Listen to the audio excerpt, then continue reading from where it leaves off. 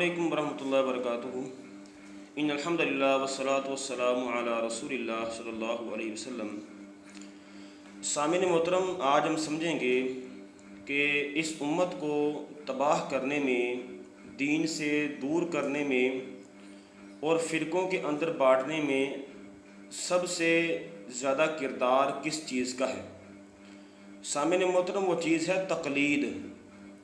امت آج بٹی ہے فرقوں کے اندر، جماعتوں کے اندر، کوئی کسی کو پسند نہیں کرتا، حالانکہ سب مسلمان کہتے ہیں اپنے آپ کو، لیکن پھر بھی یہ لوگ ایک پلیٹ فارم پر بیٹھنے کو تیار نہیں ہیں۔ تو یہ سب کیوں ہوتا ہے اور کس وجہ سے ہوتا ہے؟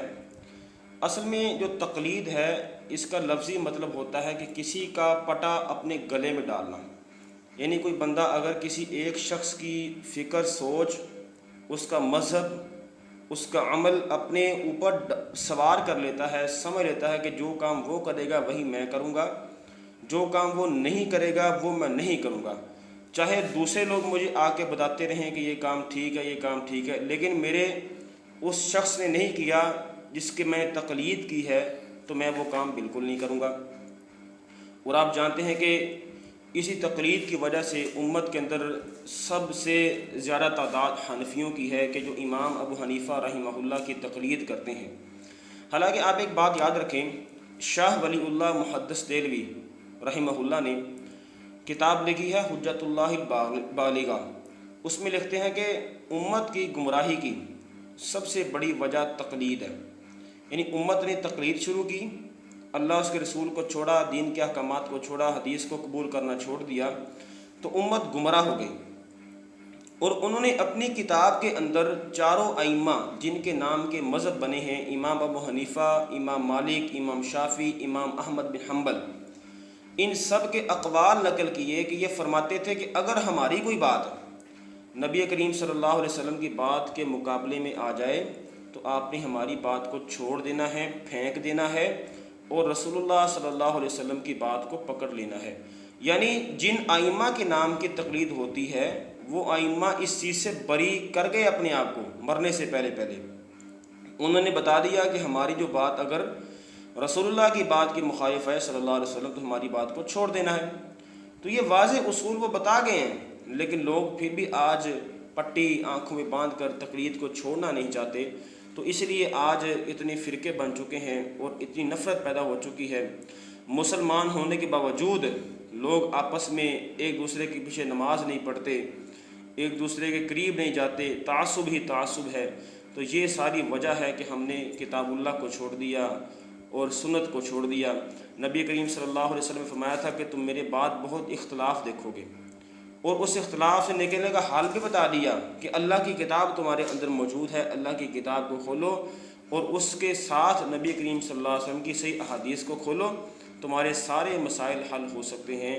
دیکھیں آج امت جس امام کے نام پر سب سے زیادہ لوگ جن کی تقلید کرتے ہیں، امام ابو حنیفہ رحمہ اللہ ہیں۔ امام ابو حنیفہ رحمہ اللہ کے کئی سارے مطلب آدھے سے زیادہ مسائل جو ہیں جو کتاب و سنت کے خلاف ہیں، یعنی ان کے پاس حدیث کا وہ نالج نہیں تھا جو باقی ائمہ کے پاس تھا، امام شافعی کے پاس تھا۔ امام ابو حنیفہ رحمہ اللہ نے حدیث کی کوئی کتاب نہیں لکھی، اور نہ لوگ ان سے کوئی کتاب ثابت کر سکتے ہیں۔ مسلمانوں نے ایک کتاب ثابت کی ان سے، الفقہ الاکبر، لیکن ان کے بڑے علماء نے انکار کر دیا کہ الفقہ الاکبر وہ بھی ان سے ثابت نہیں ہے۔ حتیٰ کہ تاریخ بغداد کے اندر عبداللہ ابن مبارک رحمہ اللہ کا قول ہے، وہ فرماتے ہیں کہ امام ابو حنیفہ رحمہ اللہ نے ایک کتاب لکھی تھی، کتاب الحیل۔ حیل جمع ہے حیلہ کی، یعنی بہانے تراشنا۔ انہوں نے یہ کتاب لکھی تھی، اور اس کے بارے میں کہتے ہیں کہ جس بندے نے ان کی یہ کتاب پڑھ لی، وہ بندہ اللہ تعالیٰ کی کتاب کے حلال کو حرام اور حرام کو حلال کرنا شروع کر دے گا، نعوذ باللہ۔ یعنی سمجھ لیجئے کہ امام ابو حنیفہ رحمہ اللہ کے شاگرد بتا رہے ہیں کہ میرے استاد نے ایسی کتاب لکھی اور وہ کتاب اس طرح کی ہے۔ تو یہاں سے معلوم ہوتا ہے کہ اگر ہم صرف تقلید کرتے ہیں تو ہم گمراہ ہو جائیں گے۔